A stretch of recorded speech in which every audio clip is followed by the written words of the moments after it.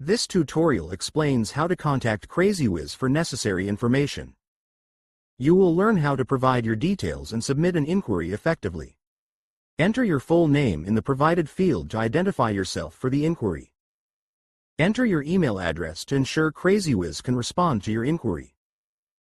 Click the drop-down menu labeled Select an option to choose the type of inquiry you are making. Select the appropriate inquiry category such as account setup issue, cancellations, rescheduling, or franchise-related concerns. Enter your phone number to provide an additional contact method. Click the subject field marked as required to specify the topic of your message. Fill in the subject with a brief description such as how to apply for tutorial center registration. Click the message field marked as required to enter the details of your inquiry.